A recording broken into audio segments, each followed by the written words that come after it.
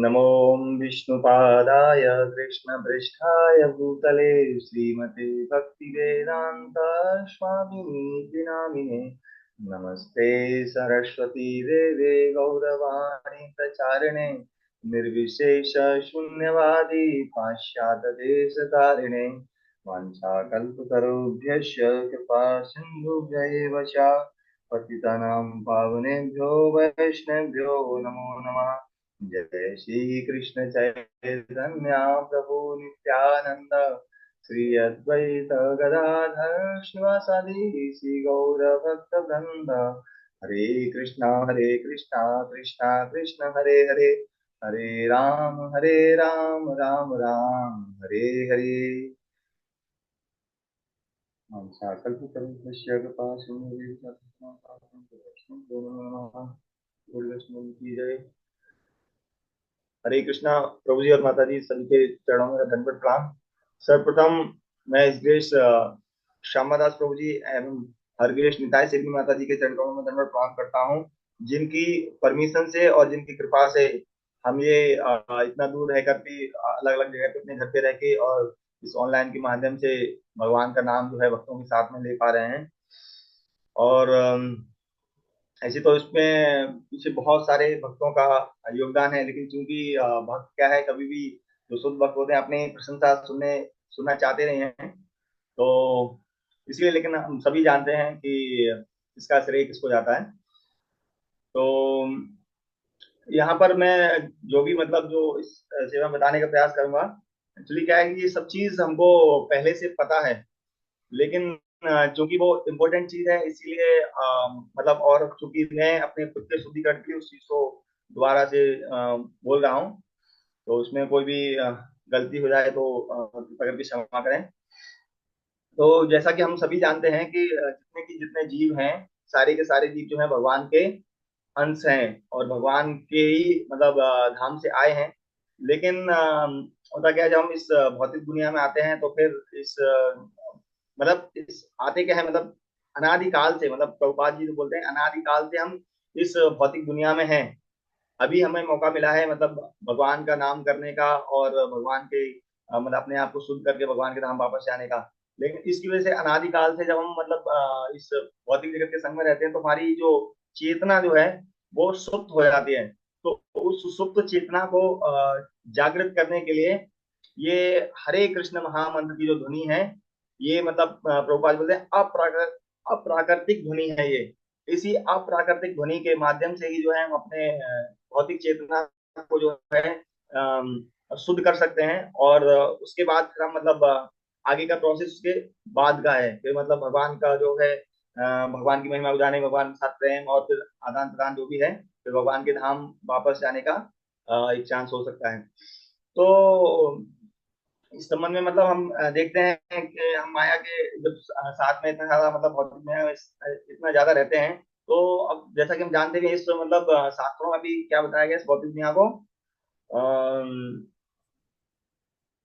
मतलब भव भव सागर बोला गया है इसको। मतलब सागर की तुलना की गई। सागर की क्यों करी गई है?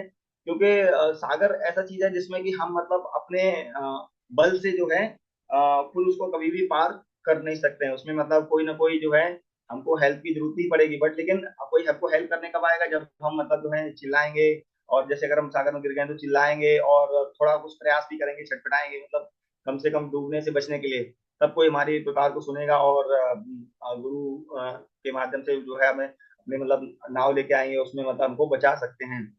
तो और एक कारण और भी है कि मतलब हम इस तरीके से समझ सकते हैं कि जो भगवान, एक मतलब लोहा होता है, एक होता है चुंबक।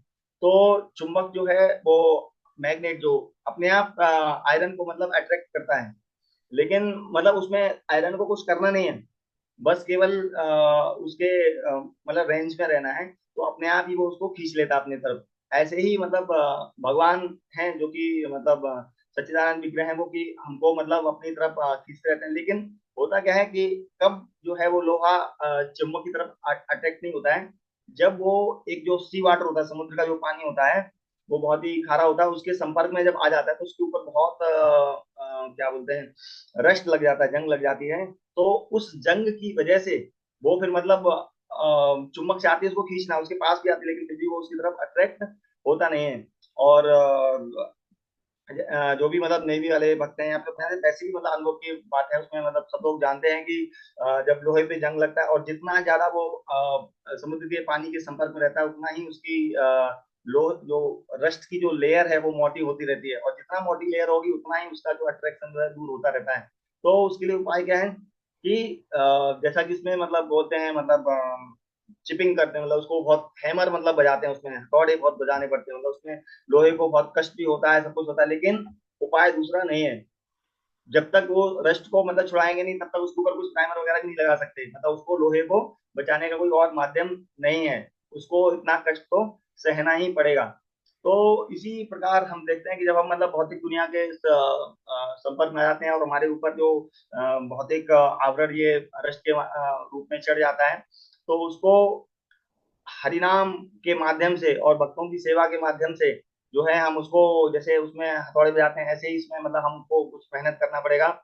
और तब जाके जब हमारी मतलब जो ऊपर की जो लेयर है जो रस्ट दूर हो जाएगी, फिर उसके बाद जो है हमारा चुम्बक की तरफ जो है हम ऑटोमेटिक जो है अट्रैक्ट हो सकते हैं, क्योंकि भगवान का नाम जो है बहुत ही पवित्र है, शुद्ध है। लेकिन चूंकि होता क्या, मैं ये सब अपने लिए बोल रहा हूँ क्योंकि जैसे कि मतलब भागवतम में भी मैंने सुना है कि इसमें बोलते हैं कलो देश विजय राजन अस्ति एको महान गुण कीर्तनादि कृष्ण से मुक्त संग परम ब्रजेत। मतलब उसमें हमारी समस्या भी बताई गई है और उसमें समाधान भी बताया गया है कि केवल भगवान के नाम का कीर्तन जो है वही जो है इस कलयुग के जो दोषों से जो है हमारा निवारण कर सकता है। परंतु मेरे जैसे व्यक्तियों के लिए क्या है, देखा गया कि जो चीज हमें आसानी से मिल जाती है उसको हम बहुत कम वैल्यू देते हैं। फॉर एग्जाम्पल जैसे हम बड़े बड़े शहरों में रहते हैं तो मतलब सब्जियां वगैरह लेके आते हैं, लेकिन बहुत मतलब प्रेम से लेके आते हैं, वो बहुत महंगी मिलती है। लेकिन जिस व्यक्ति के घर में ही सब्जी उग रही होती है या फिर किसी को बहुत आसानी से मिल जाती है तो उसको इतना वो देता नहीं है। अगर हमारे मतलब कोई हम खरीद के लेके आए हैं और उसमें कुछ डिफेक्ट निकल गया तो उसको मतलब कुछ उसमें कीड़ा है तो उसको कीड़े को साइड में कर देते हैं, लेकिन पूरी सब्जी को नहीं फेंकते हैं। बट जिनके यहाँ पूरी ऐसी मिल रही है वो तो तुरंत ऐसे ही उसकी वैल्यू समझते नहीं और ऐसे ही फेंक देते हैं।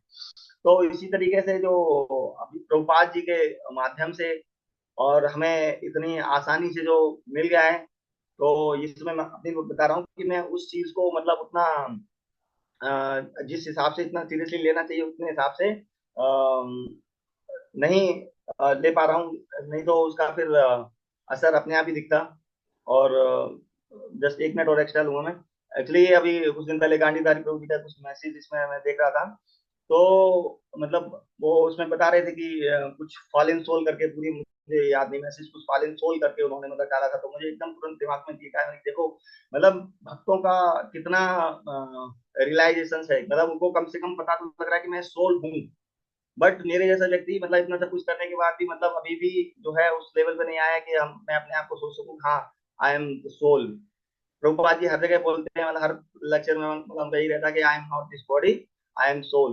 तो जब हम इस मतलब कहने का मतलब कि अगर आप जैसे भक्तों के साथ में रहूंगा तो इस तरह से बार बार सुनूंगा तो मैं भी उस चीज के बारे में अपने आप को मतलब रियलाइज करके उतना सीरियसली भगवान का नाम लेके और अपने भी दोस्तों को दूर कर पाऊंगा। तो इसलिए मैं सभी भक्तों से आशीर्वाद की कामना करता हूँ। वांछा कल्पतरुभ्यश्च कृपा सिंधु विशापतितः नाम पावनेभ्यो वैष्णवेभ्यो नमो नमामि। कोटि वैष्णव की जय। शिल प्रभुपाद की जय।